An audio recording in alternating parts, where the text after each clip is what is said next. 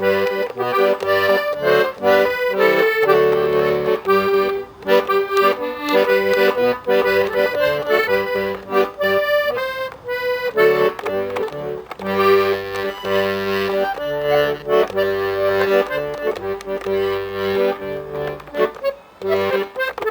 I lived at Hurley, near Reading, before the war, and the vicar's son played the accordion there, and I just thought that when I first saw it that was the instrument that I wanted to play.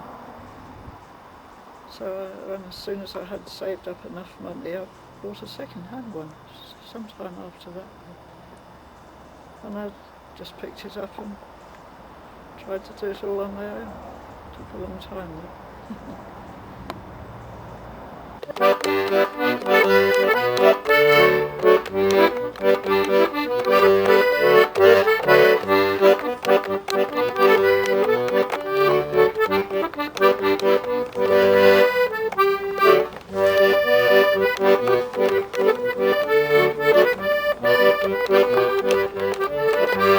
I did have piano lessons for a very short while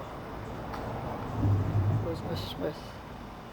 It would have probably been horrified if she'd known I was playing the accordion. She said, no such thing as an accordion in her eyes, it's only the piano. Brought Jude up. I want a belt.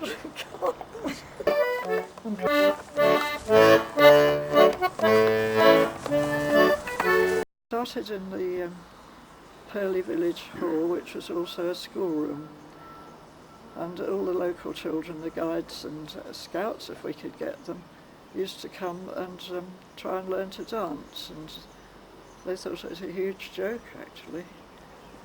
And one day the vicar came along to see how we were getting on, and he was very disgusted because one of his children, his daughter, Jean Skuse, was there, and she had put her knickers outside her skirt, and he decided that he didn't want his daughter parading in front of the boys with knickers on. Laugh at, you've got it. Time that could tell rude jokes, this Jean Skuse. As a vicar's daughter, she used to tell some horrible jokes, and I'm certainly not going to repeat them here.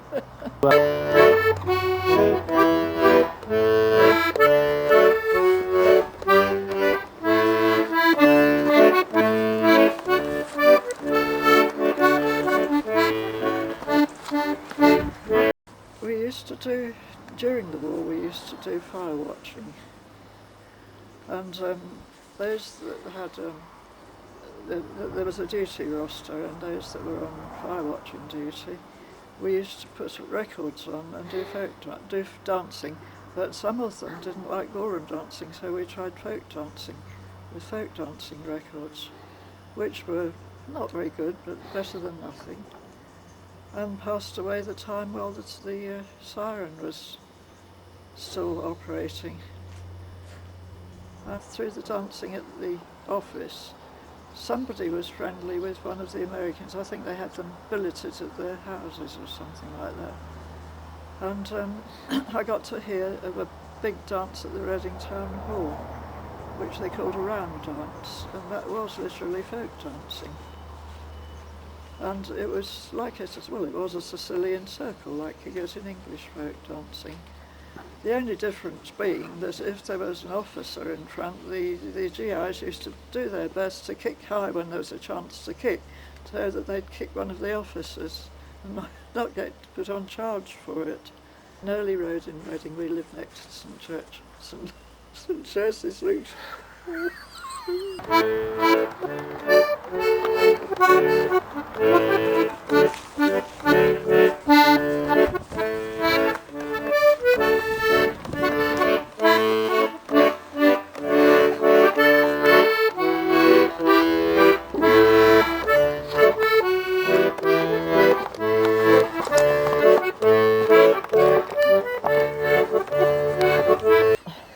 Doc, come here.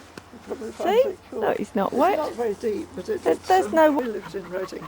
We lived next to St Luke's Hall, And we could always hear music coming from there where we lived. And I used to wish I could get into St Luke's Hall and join in. And it wasn't at first folk dancing, but it was music anyway, to records mostly. And I said to them one day, why didn't they do some folk dancing? So they said, all right, you go ahead and do some. So I went in and did some with my records. We used to do old-time dancing, which suddenly became popular because it was a lot easier than folk dancing. Folk dancing was rather fast. Well, they found it fast anyway. And we had with us another man who was interested in folk dancing. And I can't remember his name. Paddy O'Neill. He brought his friend along with him who got interested in folk dancing too. And we had one visitor from Bude, I think, who came folk dancing. I don't know what the Bude person was doing in Reading during the war, but those three made the sort of basics of a regular dancing club. Right, yes, I'd forgotten that. Yes, we did have a children's session, but that didn't go on all that long, and we had an adult session separately. Can't remember. All the children all had heard of dancing going on, and they were all coming along to see what it was all about. And we tried to divide it into groups, age groups. We got on better that way. And about 1958, we had quite a good dance class going on in St Luke's Hall, divided into seniors and juniors. And in the 1960s, I went to an American air base to dance. The Americans were all over the place. Wherever you went, they'd be running dances. And if you got to know an American, you'd get invited every time and probably get taken there by coach. Opposite the Tilehurst station, across the river to a school playground, where it was a PTA that wanted to dance there, and it was a freezing cold night. And we didn't have any amplification, and we were the wrong side of the dancers, so all the sound got blown away, all went upstream or downstream. But apparently they enjoyed it. But we were the only ones that were cold. They had their dancing to keep them warm. First started playing in public with the members of the folk dance club in Reading, where we used to have a practice once a month for all the Berkshire people that wanted to come and dance there. And I didn't play alone, of course. We had other people, including sometimes some mentally handicapped people who used to stand in front of us and keep us in time by waving their arms about. And we decided to go out as a band with all that little group that played at the folk dance. We played with various members of the folk dance that just wanted to join in for the fun of it at a club that wanted to dance. Ian Dunmuir we played with, and John Rawford, and then Cliff Chaston sometimes appeared, and anybody else that wanted to join in.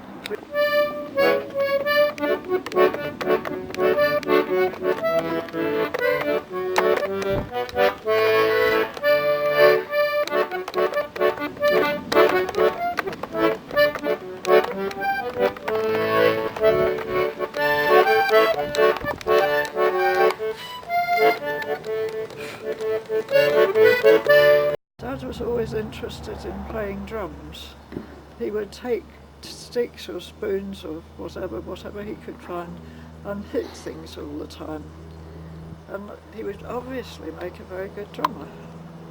So eventually we persuaded him to come along to the Watlington House in Reading, where we had band practices. And we had visiting callers who would teach a dance, and we would accompany those dances, or try to anyway.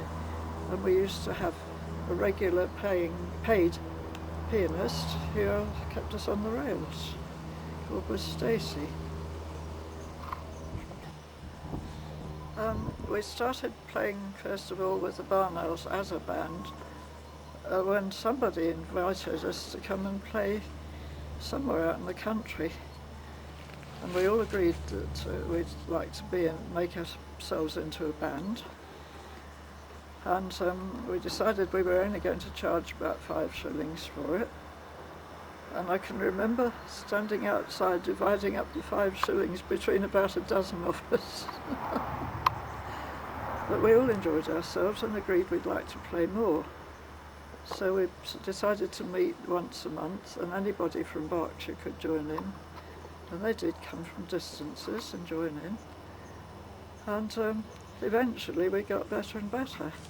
And we also had help from experts from the Cecil Sharp House in London.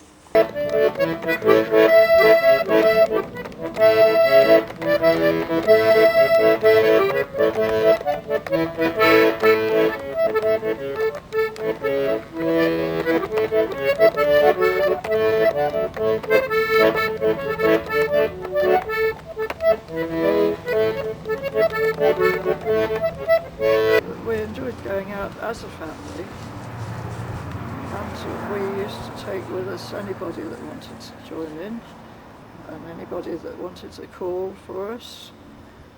And eventually we got the vicar from a church in Reading who, I think he'd heard of us through one of our folk dance people, and he asked us if we would come and play for the church socials. And then we began to go out regularly, and eventually we decided to give ourselves a name and go out, by arrangement. We eventually called ourselves the Barn Owls because that was the first name that we could think of that we all agreed on, I think.